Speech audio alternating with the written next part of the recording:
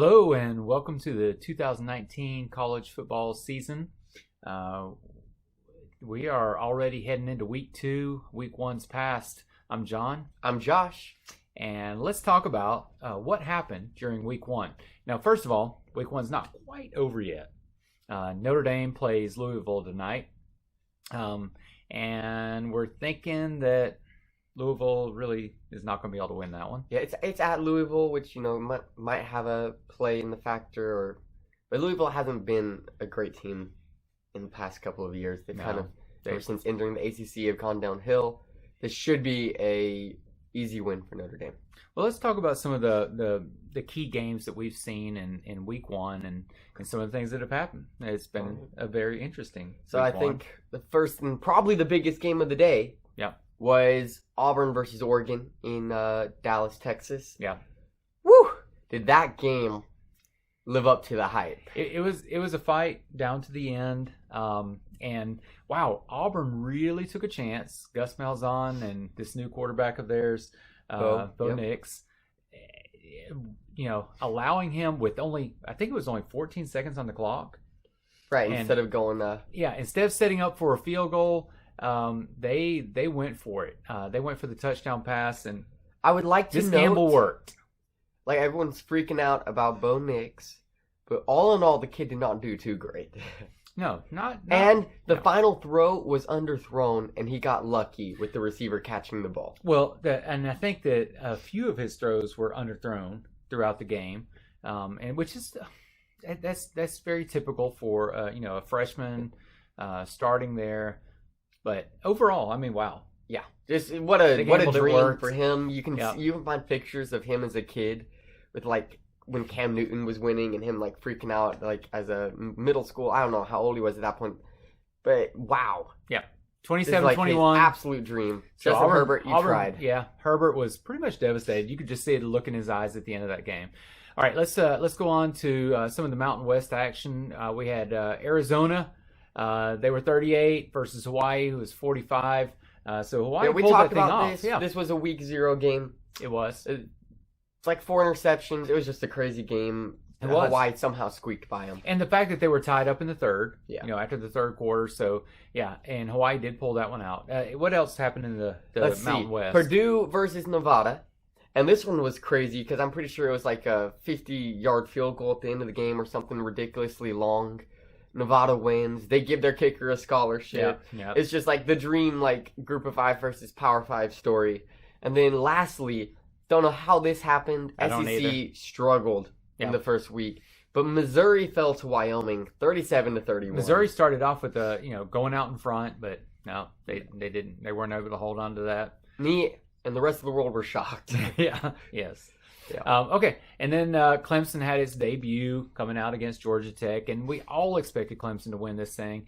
Actually, it was interesting because Trevor Lawrence did not have great stats at the end of this game, and maybe it's just he had no reason to. He shines in the big games or something like that. I don't know, but at the end, I mean, he had over 200 yards. Yeah, it was unreal. Clemson's defense is legit. They held Georgia Tech to 14, and that's probably with a number of second, third-string players towards the end of the game in. Yeah. And then maybe Georgia Tech should not have moved from the triple option. Yeah, so Georgia Tech no longer does triple option. Yeah. Didn't work out for them today. Hopefully they figure it out. We'll see. Now, an interesting game, really, to me, was the Cincinnati, the Bearcats versus UCLA. I don't know if this was considered an upset, but either way, it's a big win for Cincinnati over the Power 5 team of UCLA. Yeah. And Brian Kelly, he's really been struggling. Is it Brian Kelly or Chip Kelly? Might be Chip Kelly. That makes more sense. Chip Kelly. Brian Kelly was Notre Dame, right? That's true. Yeah. Not anymore. Anyways, off track. UCLA struggled last year. Looks like they're going to struggle again this year. Or maybe Cincinnati's just a good AAC team. And which we'll find out in this coming week, whether Cincinnati's really good or not. True. They're going to be tested. So, okay, now, a game that we were both really interested in because we were there. Boiling in the Florida heat. Got a little burnt here. Yes. So, Boise State, wow, okay. After the first half against Florida State, it was 31-19.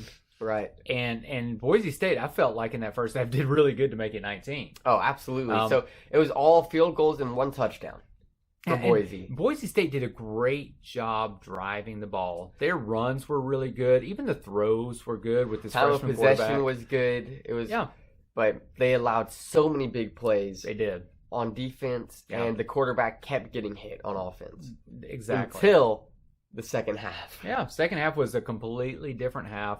Florida State seemed like their conditioning just was not there. They were just lots of cramping up and all of this, but they just sort of looked sort of flat. What it looked like is we talked about this before the games.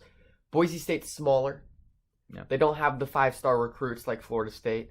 Florida State's a bunch of the biggest, big best guys, kids. Yes. And it looked like they were gassed. Yeah. It looked like, especially defensively, the game plan of Boise of just running, throwing short passes, it got them. It was working. They would drive down the field, oftentimes have to settle for a field goal, but in the end, there was nothing Florida State's defense could do to stop them. They got a lot of field goals. They did. Yeah. With a new kicker, 5 field goals. It was a record for us. Yeah. And a freshman quarterback, true freshman, 407 yards. You gotta love it. Super excited to see him. The Boise crowd was definitely in this one, 36-31 at the end, and it's pretty good win right there. It really was, especially the comeback to start off this season.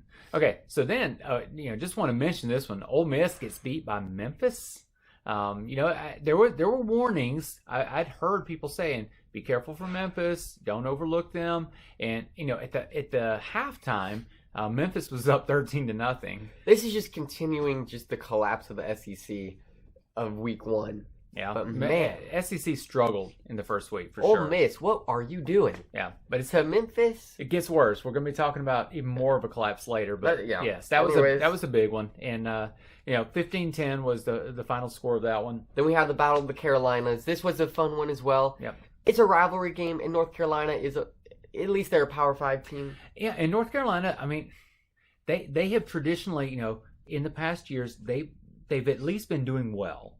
Not great. And Matt Brown is back from retirement and coaching for them, which who would have thought that? They did a great job. 24-20. And UNC, I mean, they got 15 points in the fourth quarter. You can't allow that. Yeah. As a team, if you have a lead like that, you can't just blow it in the fourth quarter. But they did. Seemed like a lot of teams did this week. Yeah, they did. And speaking of blowing it, okay, this is probably the most painful game of the entire week. Absolutely. What was Tennessee doing? I mean, coming in, they've got Georgia State coming in to play them. They paid Georgia State $950,000 to come and play them. Yes, they paid them for this. They paid them for this. Tennessee lost 38-30. Wow. Georgia State. Not only 38-30, but technically one of those touchdowns was just at the end for Tennessee. Yeah. It was like a last-second ditch effort, just hoping that they could get something going. So here we have, Jeremy Pruitt, coming in here as the new If he's not fired at the end of this year, I will be. If he's not fired right now. They have such high hopes, and wow, how do you go up from this? I mean, I think you can only go up from this. But how can you recover from this? SEC-wise, teams should be looking at Tennessee right now with saliva dripping from their mouths. They should be thinking, "Oh, we're gonna demolish this team." Yeah. Vanderbilt thinks they're gonna beat Tennessee. Yeah. Probably everybody. Come on. And their moms. Okay, so let's go to the ACC. You had Virginia Tech playing Boston College. So what happened here? This was pretty disappointing, I think. I honestly think Virginia Tech for sure should have won this. Sloppy playing, offensively very boring to watch. They did end up getting some things going, but Boston College just ended up being able to kind of run it down their throats a little bit more. Yeah. Well, so it's 35-28 at the end of that game. Boston College, they pulled it off. And then the final game before we talk about last week's upsets, the final game was Oklahoma-Houston, which was a Sunday night game. And in this one, we were looking forward to this one just to see how Jalen Hurts did, and Jalen Hurts did. Whew, I'm telling you, if you are a talented quarterback in Oklahoma's scheme, that's it.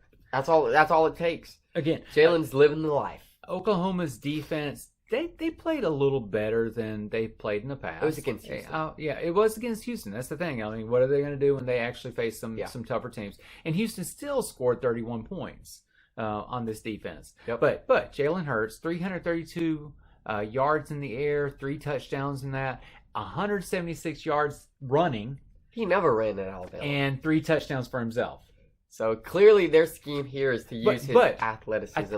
The one thing, okay, Jalen Hurts, you did great. We all love you, all that. But the one thing about Jalen Hurts that I definitely noticed in this game is he did the same thing that he did when he was at Alabama. And that is he leaves the pocket early. He loves to run out of the pocket early. But I mean, he got 176 yards. So I mean, this works at Oklahoma.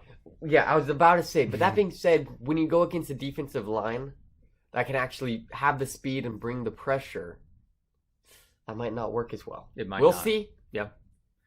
Hopefully he keeps doing well. Like everybody said, he's going to put up some crazy numbers. Love Hurts. He's going to put up some crazy numbers this season, without a doubt. Okay, let's talk about your upsets last week. We don't have to, but okay. Okay. All right. Let's do it anyway. Two of them I still don't regret saying. Yep. No, I mean, Utah at BYU. It was a game. There were times in that game. I would say until latter half of the third quarter, it was a game. Yeah. 30-12. Utah's just a better team, and you could tell. You could tell they were. And those 2 interceptions that Utah pulled off BYU, that was huge in this game because it was only 30-12, and so I mean, those interceptions were costly. That being said, watching Utah, I don't necessarily see the hype of, this team is going to... I don't see them beating Washington or Oregon, personally. Yeah. But they did good. They fought well. And the other one I was okay with was Fresno State at USC. They also fought well. They tried their best. 31-23 for that one. Yeah. Could not continue the Mountain West magic, unfortunately. Yeah. Okay, so the other one was Florida Atlantic playing Ohio State. And honestly, I mean, nobody's really thinking Florida Atlantic has a chance. I wasn't either, but I still said it. So Fields had a great day. He had a great Georgia debut. Quarterbacks transferring to other teams seems to be the right thing to do for them. Yeah. Because, wow, Fields had a great game. 245 45 points for Ohio State, 21 for Florida Atlantic. Now, the thing about it is, okay, Ohio State let Florida Atlantic score 21 points on them. So I'm not sure. I don't know what how that's many saying, of those were garbage time points, Yeah. but 45-21 is still a blowout game. That would be the concern. Yeah. So that was the week 1 results. A lot of fun we had this week, and let's talk about the week 2 next.